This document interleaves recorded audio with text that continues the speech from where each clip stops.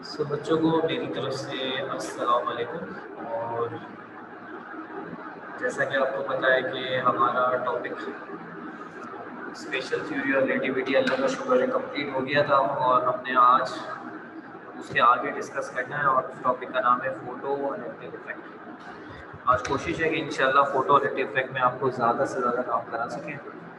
और photo electric effect के बाद आपके पास कॉप्टन इफेक्ट है, फिर pair production pair annihilation. Pair production pair annihilation तो 10-10 मिनट के टॉपिक हैं और कॉप्टन इफेक्ट में भी सिर्फ एक डेरिवेशन आपको समझानी है, इंशाल्लाह मामला एंड हो जाएगा। फोटो इलेक्ट्रिक इफेक्ट के अंदर बस थोड़ी सी वजाहत है और इसके बाद इन सब के मिला जुला के न्यूमेरिकल है जिनकी तादाद शायद 10 या उससे भी कम है और उसके साथ ही न्यूमेरिकल्स का सिलसिला भी ख़त्म हो जाएगा और न्यूमेरिकल्स भी नहीं है हमारे पास। सारे न्यूमेरिकल भी अल्लाह का शुक्र है कंप्लीट हो जाएंगे। तो पूरी कोशिश है कि बस एज सुन पॉसिबल इंशाल्लाह वाइंड अप करें। हमें मई का लास्ट दिया गया है, मई के लास्ट तक इंशाल्लाह ताला एंड करना है। पूरी कोशिश है कि मई के लास्ट तक या जून के पहले हफ्ते तक एंड कर दें। आने वाली वीक के पीर तो मैं डिस्कस करूँगा कि आप मज़ीद अगर कुछ और डिस्कशन चाहते हैं तो उसके लिए क्या मामला होगा क्या नहीं होगा, वो पीर को मैं इंशाल्लाह डिस्कस करूँगा। फिर देखते हैं आपकी क्या राय बनती है उसके अंदर और कोर्स को पूरी कोशिश करेंगे इंशाल्लाह ताला 17 बस ख़त्म हो जाए, बाकी सारी चीज़ें इंशाल्लाह वाइड सारा गेम। हाँ, ये स्टार्ट करते हैं टॉपिक। फोटो का लफ्ज़ फोटोन से निकला हुआ है, इलेक्ट्रिक का लफ्ज़ करंट से समझ लें, करंट इफेक्ट का मतलब असर। तजुर्बात में ये बात देखी गई, जैसा कि आप जानते हैं मेटल जो होते हैं, मेटल ये कंडक्टर कहलाते हैं। जो प्योर मेटल होते हैं वो कंडक्टर होते हैं और उनके अंदर फ्री इलेक्ट्रॉन्स मौजूद होते हैं। ये सारे जो आपको नेगेटिव नज़र आ रहे हैं ये सब फ्री इलेक्ट्रॉन्स हैं, फ्री इलेक्ट्रॉन। ये किसी भी मेटल के अंदर वाफिर मिकदार में मौजूद होते हैं। तो तजुर्बात से ये देखा गया कि जब किसी मेटल की सरफेस पर इलेक्ट्रोमैग्नेटिक लाइट डाली जाती है, इलेक्ट्रोमैग्नेटिक रेडिएशन डाली जाती है। इलेक्ट्रोमैग्नेटिक रेडिएशन क्या होती है? सूरज की रोशनी इलेक्ट्रोमैग्नेटिक है। तमाम 7 के 7 रंग रेड टू वायलेट ये सब इलेक्ट्रोमैग्नेटिक है। Ultraviolet, X rays, gamma rays, infrared ये सब इलेक्ट्रोमैग्नेटिक है। जब हम इलेक्ट्रोमैग्नेटिक रेडिएशन किसी मेटल के सरफेस पे डालते हैं तो तजुर्बात से ये पता चला कि उसमें से नेगेटिव पार्टिकल्स का इमिशन स्टार्ट हो जाता है, जिनको जब चेक किया गया तो पता चला ये इलेक्ट्रॉन्स हैं असल में, और इन इलेक्ट्रॉन्स का नाम रख दिया गया फोटो इलेक्ट्रॉन्स। ठीक, और इनसे फिर एक करंट भी बनता है, उस करंट का नाम रखा गया फोटो इलेक्ट्रिक करंट, जबकि इस फिनोमेना का नाम रखा गया फोटो इलेक्ट्रिक इफेक्ट। एक ऐसा इफेक्ट जिसके अंदर मेटल की सरफेस में से इलेक्ट्रॉन्स का एमिशन होगा जब उसके ऊपर इलेक्ट्रोमैग्नेटिक रेडिएशन डाली जाएगी। इस डायग्राम में दिखाया जा रहा है कि इलेक्ट्रोमैग्नेटिक जो रेडिएशन है वो डाली जा रही है और इसमें जो ये छोटे छोटे बॉक्स दिखाए जा रहे हैं ये फोटोन्स हैं। सर ये फोटोन्स अंदर गए एनर्जी के पैकेट्स और इन इलेक्ट्रॉन्स ने इन्हें एब्जॉर्ब करा, एनर्जी इनकी बढ़ गई होगी इलेक्ट्रॉन्स की, और इन्होंने मेटल सरफेस में से इलेक्ट्रॉन निकल गए और इसका नाम रखा गया फोटो इलेक्ट्रिक इफेक्ट। तो बच्चों यहाँ पर इसकी डेफिनेशन मौजूद है। ये एक ऐसा फिनोमेना है जिसमें इलेक्ट्रोमैग्नेटिक रेडिएशन को एक मेटल सरफेस पे डाला जाता है जिसमें की वजह से उसमें से इलेक्ट्रॉन्स का निकलना स्टार्ट हो जाता है, का नाम फोटो इलेक्ट्रिक इफेक्ट रखा गया है। यहाँ तक सब क्लियर है? ओके कर दें यहाँ तक, फिर आपको इसके अंदर मजीद और बातें समझाते हैं।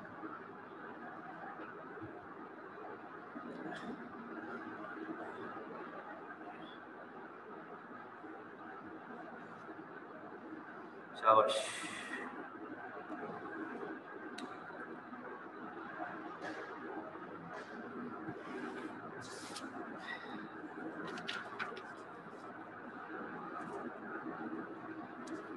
ओके बच्चों,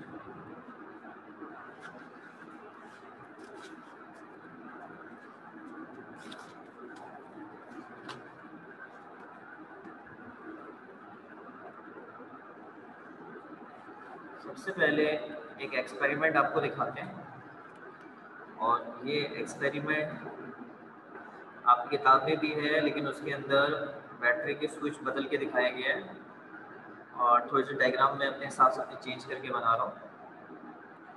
ये एक शीशे का बल्ब टाइप का है, ये ट्यूब है, अंडा नहीं समझेगा, ये अंडा है नहीं। ये शीशे का एक बल्ब है, इसको क्वार्ट्ज बल्ब कहते हैं। इसमें ये लगाए गए हैं इलेक्ट्रोड्स।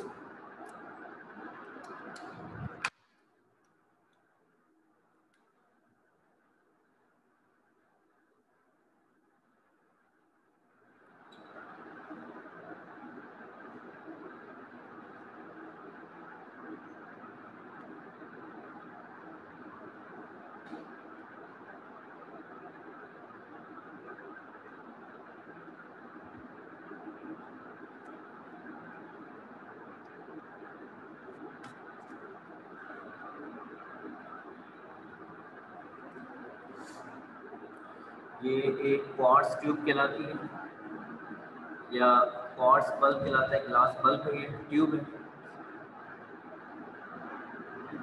इसको क्वार्ट्ज ट्यूब या क्वार्ट्ज ग्लास बल्ब कहते हैं। ये बैटरी है और ये आपका एक माइक्रो एमीटर लगा हुआ है। माइक्रो एमीटर जो होता है वो याद रखें बहुत ही कमजोर करंट नापने के लिए इस्तेमाल किया जाता है, बहुत ही कम कीमत वाला करंट नापने के लिए इस्तेमाल किया जाता है। और ये जो लगे हुए हैं ये आपका है जिंक कैथोड, क्योंकि इसे नेगेटिव से जोड़ा गया है। ये है जिंक कैथोड, ये नेगेटिव होता है आप जानते हैं, और ये पॉजिटिव होता है। और ये जो है ये है जिंक एनोड।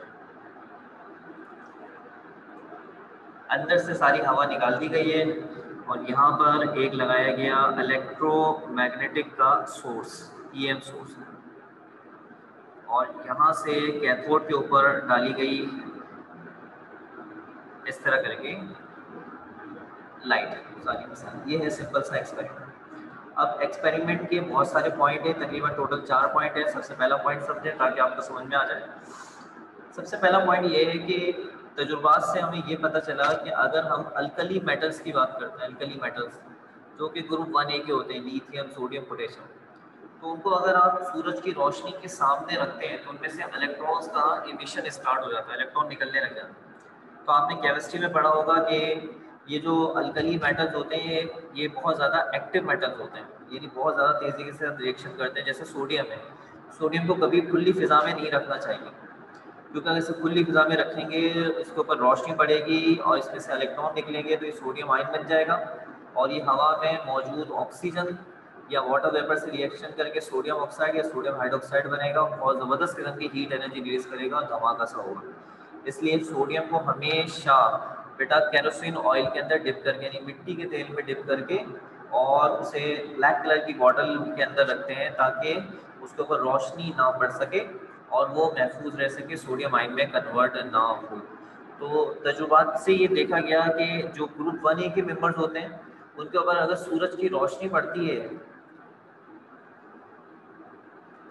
उसके ऊपर अगर सूरज की रोशनी पड़ती है तो उसमें से इलेक्ट्रॉन्स का निकलने का मामला स्टार्ट हो जाता है। लेकिन अगर यही रोशनी सूरज की आप जिंक मेटल के पे डालें, कॉपर मेटल पे डालें सूरज की रोशनी, तो उसमें से इलेक्ट्रॉन्स का निकलने का सिलसिला स्टार्ट नहीं होता। अब ये जो हमारा तजुर्बा है इसके अंदर हम यही चेक कर रहे हैं। अच्छा, एक सवाल किया गया क्वार्ट्ज बल्ब क्या है। क्वार्ट्ज बल्ब कोई खास चीज़ नहीं, बस शीशा जैसे बल्ब होता है, जब आपने बल्ब देखा है ये बल्ब नुमा स्ट्रक्चर के अंदर है, बस इसके अंदर से हवा निकाल दी गई और इसमें 2 इलेक्ट्रोड लगा दिए गए हैं। बाकी और कोई ऐसी खास नहीं, बस सिंपल सी शीशे की ट्यूब है जो कि बल्ब के स्टाइल के गोल अंदाज में बनाई गई है। बस जरूरी नहीं कि गोल ली जाए, ये किसी और शेप में भी ली जा सकती है, बाकी इसका कोई खास फीचर नहीं। ठीक है।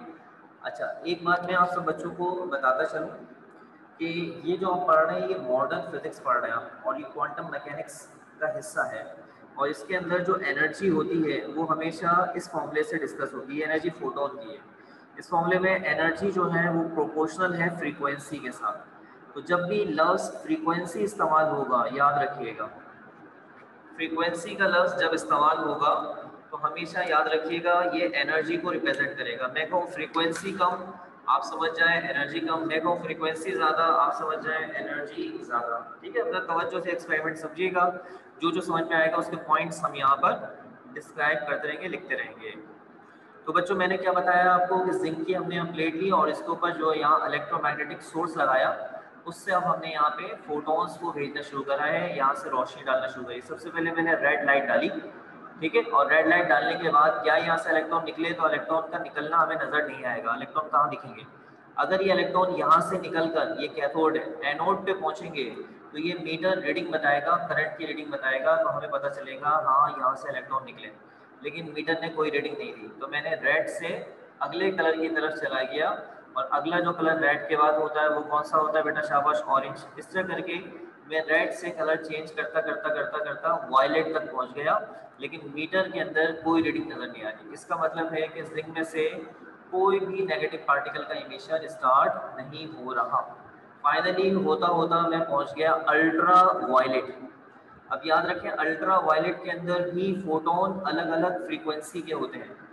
हर फोटोन की अपनी एक अलग फ्रीक्वेंसी होती है। अल्ट्रा वायलेट में भी फोटोन्स होते हैं, उनकी फ्रीक्वेंसी अलग अलग होती है। तो मैं अल्ट्रा वायलेट में आया और उसके अंदर मैंने फोटोन्स देना शुरू करे, फ्रीक्वेंसी चेंज करता रहा मैं।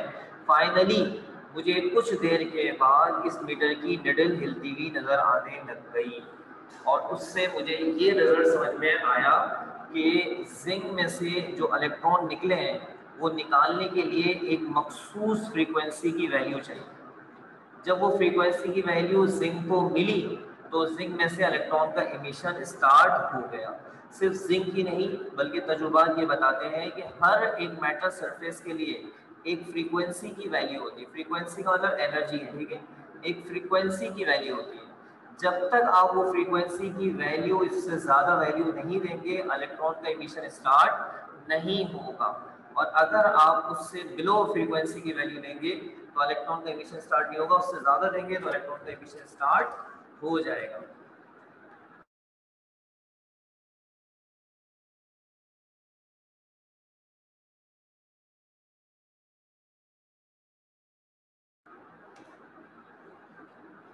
अस्सलाम बेटा। बेटा एक अनाउंसमेंट करनी है कि आप लोगों को मैसेज भी लगाए थे कि जिन स्टूडेंट की फ़ीस देनी है क्लास से पहले फ़ीस पे करें। तो जिन स्टूडेंट ने फ़ीस पे नहीं करी मैं उनको क्लास से वेटिंग रूम में डालना हूँ।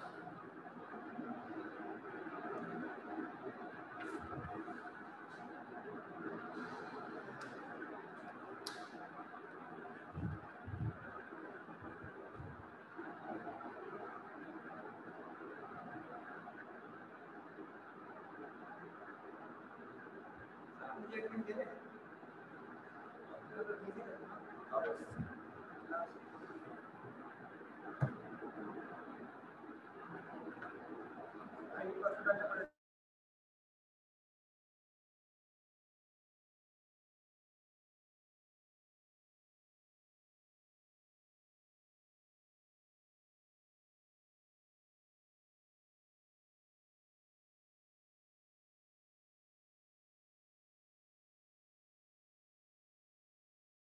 फिर आपको मुझे दोबारा ट्रांसफर करना पड़ेगा। अच्छा।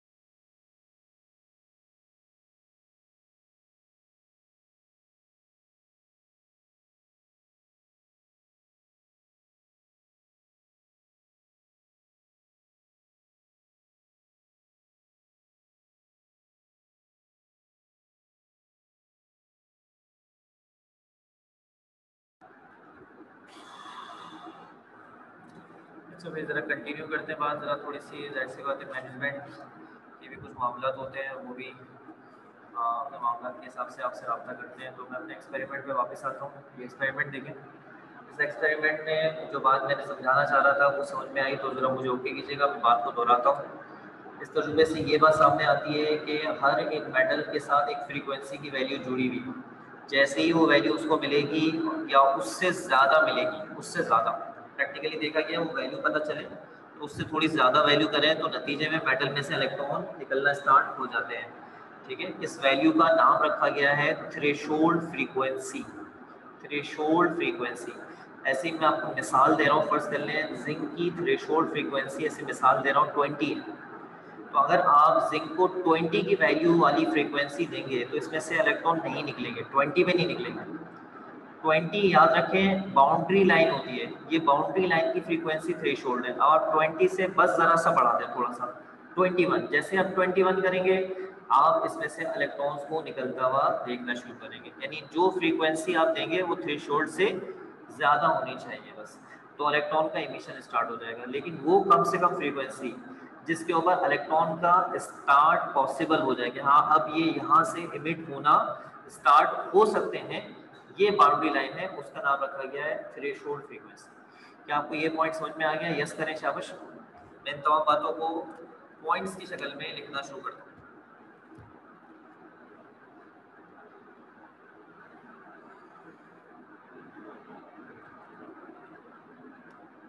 Point number 1,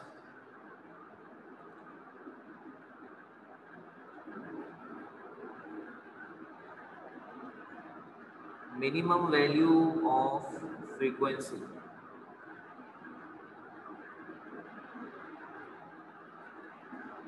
at which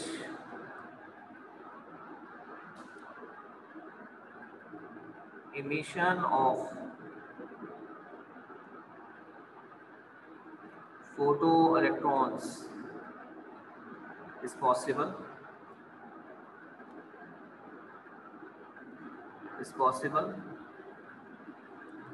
is known as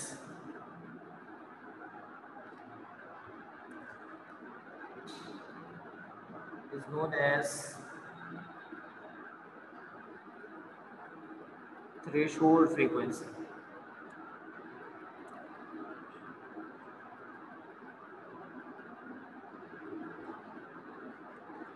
denoted by mu naught। ये इसका सिंबल होता है और इसकी वैल्यू का जो ताल्लुक होता है वो डिपेंड करता है नेचर ऑफ द मटेरियल से। इसकी वैल्यू का ताल्लुक होता है नेचर ऑफ द मटेरियल से। ज़्यादा सही लिखिए, ठीक है।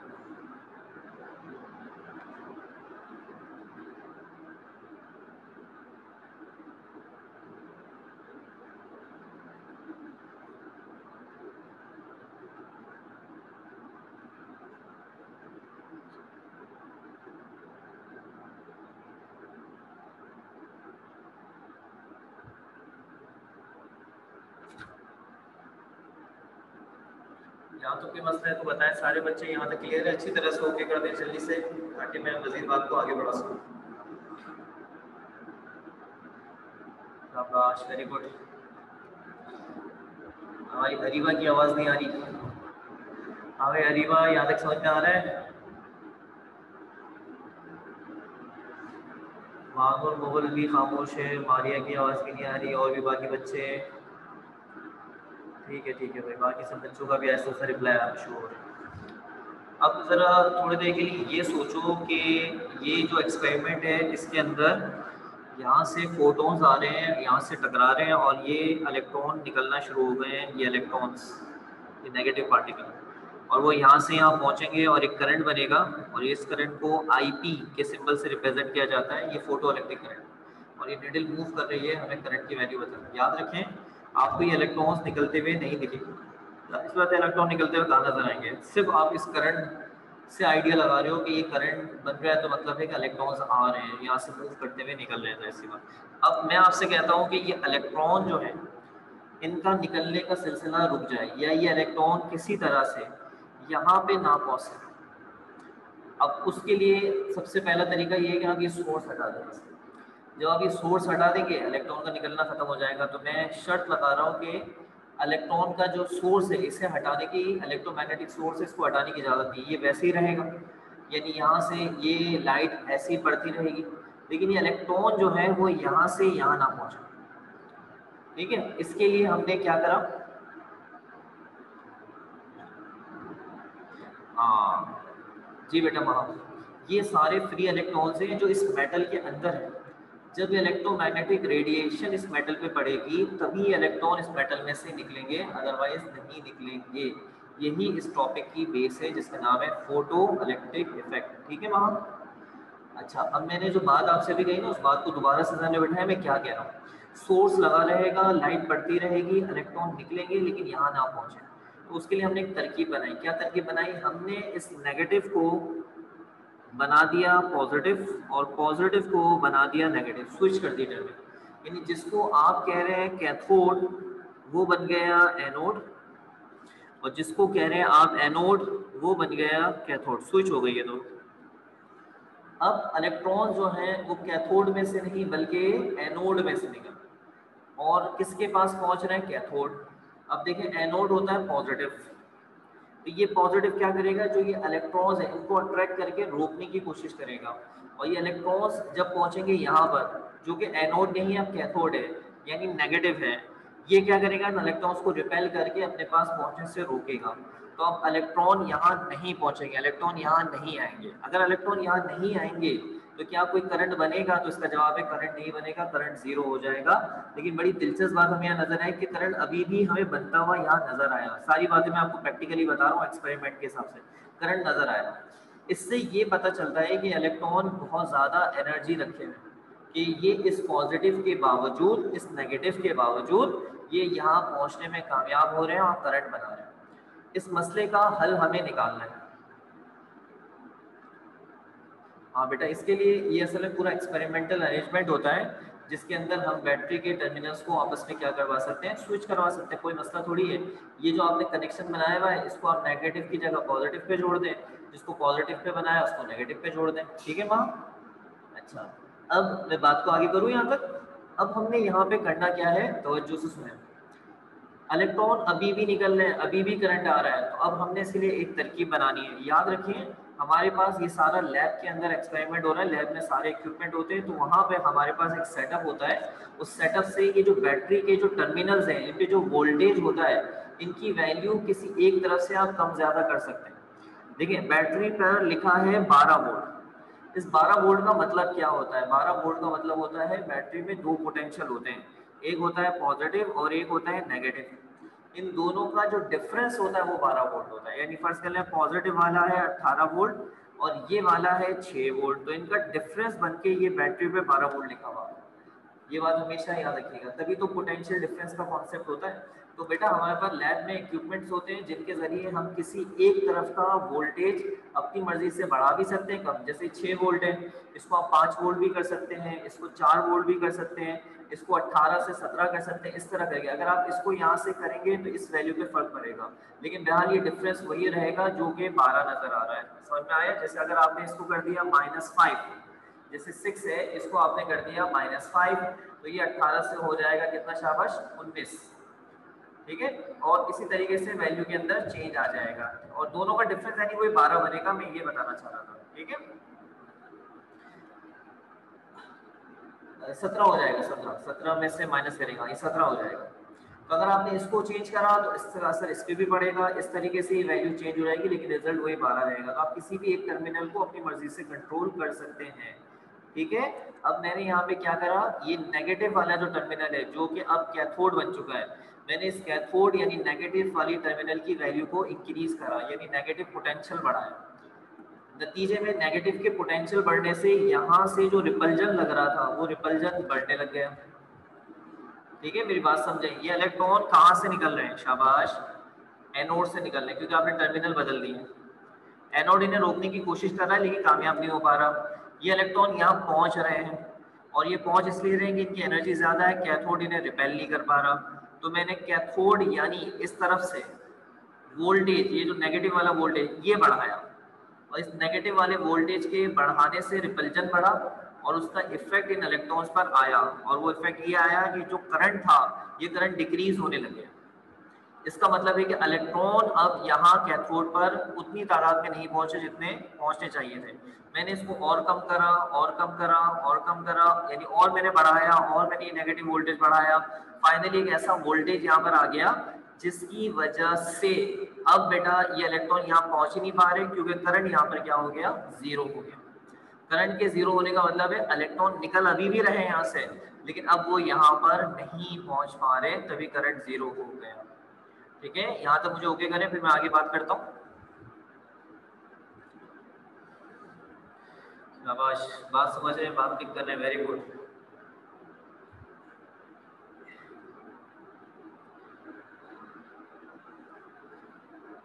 ये वोल्टेज कहाँ से बनाया गया, नेगेटिव से बनाया गया, और इस नेगेटिव के वोल्टेज की वजह से इलेक्ट्रॉन का जो इमिशन था वो तो रहा, लेकिन इलेक्ट्रॉन अब यहाँ पर कलेक्टर पे पहुंच नहीं पा रहे। तो बेटा हम इस वोल्टेज को नाम देते हैं स्टॉपिंग पोटेंशियल। स्टॉपिंग पोटेंशियल क्या होता है? स्टॉपिंग पोटेंशियल एक ऐसा वोल्टेज होता है, नेगेटिव वोल्टेज होता है, पॉजिटिव से कभी नहीं बनता, नेगेटिव से बनता है। एक ऐसा वोल्टेज होता है जो क्या करता है, इलेक्ट्रॉन का इमिशन रोक देता है, या उन्हें यहाँ पर कलेक्टर, इसे कलेक्टर कहते हैं, कलेक्टर पे पहुंचने से रोक देता है। इसका नाम रखा गया है स्टॉपिंग पोटेंशियल।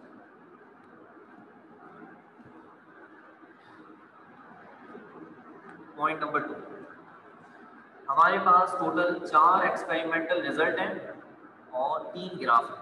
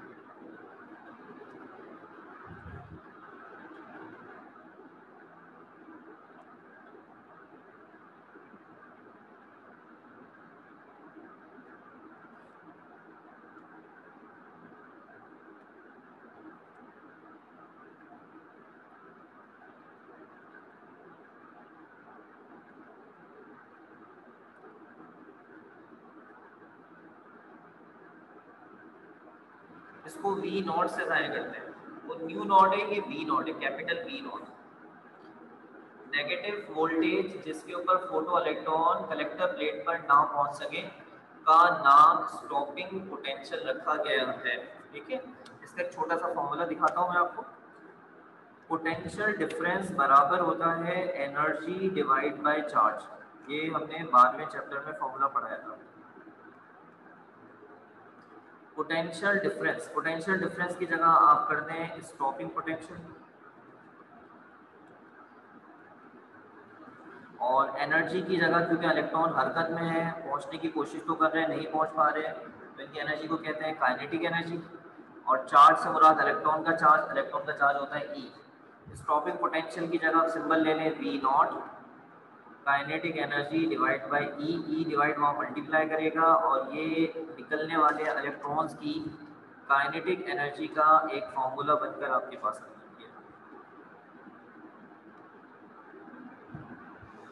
देखिए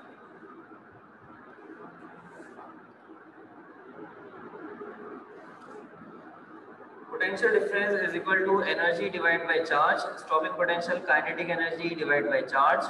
ये चार्ज इलेक्ट्रॉन का है, इलेक्ट्रॉन हरकत में, इसलिए काइनेटिक एनर्जी। ई यहाँ डिवाइड है, पोटेंशियल स्टॉपिंग पोटेंशियल का सिंबल वी ओ के बाद डिवाइड करेगा, तो जो इलेक्ट्रॉन्स यहाँ से निकल रहे हैं फोटो इलेक्ट्रॉन्स, ये उनकी काइनेटिक एनर्जी का फॉर्मूला आपने बना लिया है यहाँ पे। ठीक है, ये हमारे 2 पॉइंट कंप्लीट हो गए। सब बच्चों को यहाँ तक क्लियर है? ओके करें यहाँ तक, शाबाश। तो बच्चों इसकी YouTube पे बहुत ही, आप पहले ओके कर दें, यहाँ तक सब बातें समझ में आ चुकी हैं, सारा गेम समझ में आ रहा है, ये फोटोनेट इफेक्ट क्या होता है। ये इसकी बहुत ज़बरदस्त किस्म की एक एनिमेटेड वीडियो, जिसके अंदर इसका एक पूरा सॉफ्टवेयर बना हुआ है, और उसकी वीडियो YouTube पे अवेलेबल है। मैं आपको उसका एक सैंपल दिखा देता हूँ। आप जाके YouTube पे लिखेंगे photo electric effect animation, photo electric effect animation. तो आपको ये वीडियो नजर आ जाएगी, आप ये वीडियो देख सकते हैं और उसके अंदर आपको एक्सपेरिमेंट पूरा करता हुआ दिखाया गया है। जब तक आप ये चारों पॉइंट जो मैं बता रहा हूँ समझ नहीं लिए तो वो वीडियो की समझ में नहीं आएगी, लेकिन मैं आपको उसका एग्जाम्पल दिखा देता हूँ। मैंने उसमें यहाँ पे बोला हुआ था, मैं दिखाता हूँ, जरा देखें आप।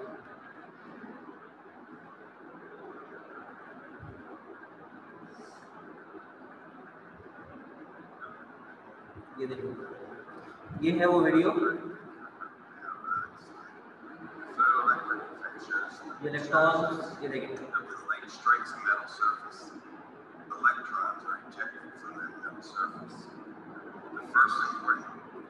ये ऊपर से एक सोर्स है और उस सोर्स से ये देखें ये वैल्यू डाल रहे हैं इसके ऊपर इलेक्ट्रोमैग्नेटिक रेडिएशन की, और इलेक्ट्रॉन्स का एमिशन स्टार्ट हो रहा है, इलेक्ट्रॉन्स आ रहे हैं। ये देखें सामने स्केल के जरिए भी मामला हो रहे हैं। ये अभी सारे ये जो ग्राफ आपको नजर आ रहा है, मुख्तलिफ चीज़ें नजर आ रही हैं, ये सब अभी आपको जब हम सब डिटेल से समझाएंगे तो समझ में आएगा। इसमें भी आपको नेगेटिव पोटेंशियल का, स्टॉपिंग पोटेंशियल का भी कॉन्सेप्ट नजर आएगा। स्टॉपिंग पोटेंशियल भी हम इसमें देखेंगे।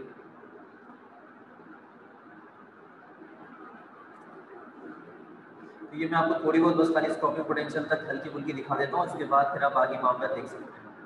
अभी देखें ये यहाँ से वोल्टेज को चेंज कर रहे हैं, नीचे से वोल्टेज को चेंज कर रहे हैं, सर्कल बना हुआ है, देखिए नेगेटिव वोल्टेज। ये देखिए इलेक्ट्रॉन जो है वो अब वहाँ कलेक्टर पर पहुँचने से रुक रहे हैं। इलेक्ट्रॉन कलेक्टर पर पहुँचने से रुक रहे हैं। अच्छा, इन्होंने टर्मिनल पहले से स्विच करे हुए हैं, तो साथ में देखिए करंट की वैल्यू भी 0 हो गई।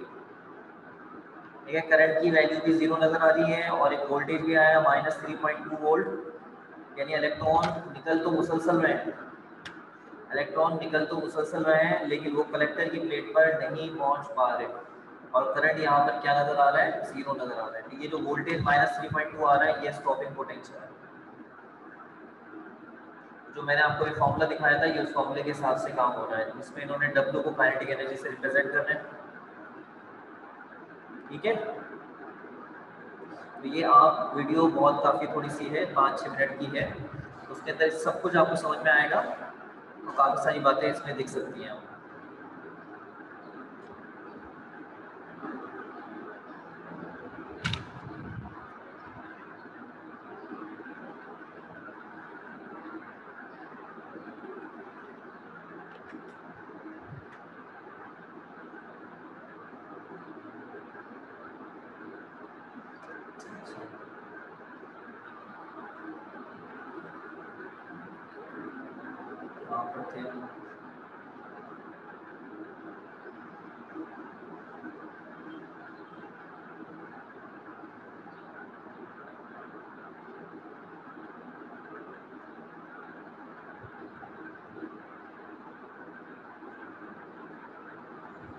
जी बच्चों, कुछ समझ में आया? यस और नो करें।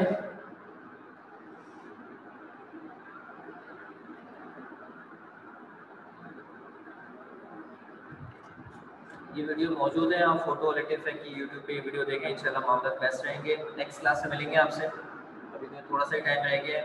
इंशाल्लाह नेक्स्ट क्लास के अंदर आपको इसके जो रिमेनिंग 2 पॉइंट है वो भी करा देंगे, फोटो इलेक्ट्रिक इफेक्ट भी करा देंगे, इसकी जो आइंस्टाइन की पोजीशन है, और आगे बढ़ने की कोशिश करेंगे। ठीक है, उम्मीद है यहाँ तक सब समझ में आ गया होगा।